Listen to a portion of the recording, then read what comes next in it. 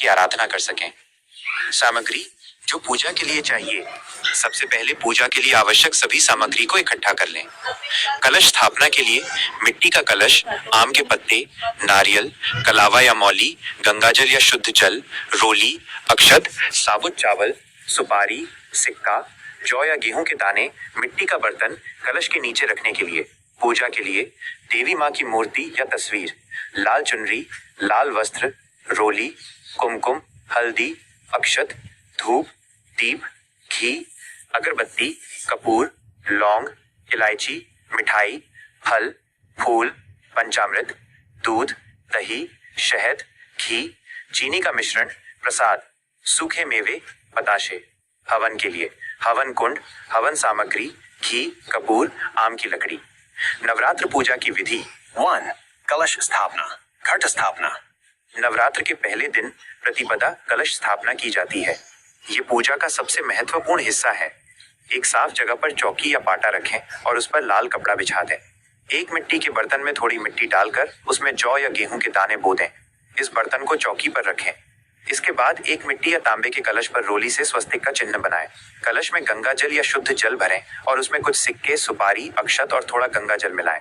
कलश के मुख पर आम के 5 पत्ते रखें। एक नारियल लें, उसे लाल चुनरी में लपेटें और कलावा से बांध दें। इस नारियल को आम के पत्तों के ऊपर इस तरह रखें कि उसका मुंह आपकी तरफ हो। इस कलश को जौ या गेहूं वाले बर्तन के बीचों बीच रखें। यह कलश स्थापना है। 2. अखंड ज्योति जलाना। कलश स्थापना के बाद एक दीपक जलाएं जिसे 9 दिनों तक बुझने नहीं देना चाहिए। इसे अखंड ज्योति कहते हैं। अगर संभव ना हो तो सुबह शाम दीपक जलाएं। ये दीपक माता रानी के सामने रखें और ये प्रार्थना करें कि ये दीपक 9 दिनों तक जलता रहे। 3. दुर्गा माँ की पूजा। अखंड ज्योति जलाने के बाद दुर्गा माँ की मूर्ति या तस्वीर के सामने बैठकर पूजा शुरू करें।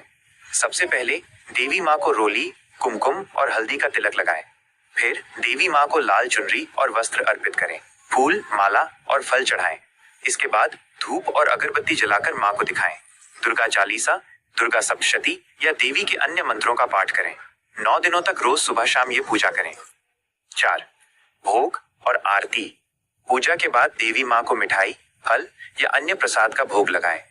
भोग लगाने के बाद कपूर या घी का दीपक जलाकर देवी माँ की आरती करें।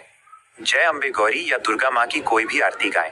आरती के बाद देवी माँ से अपनी गलतियों के लिए क्षमा मांगे और अपनी मनोकामनाएं पूरी करने की प्रार्थना करें।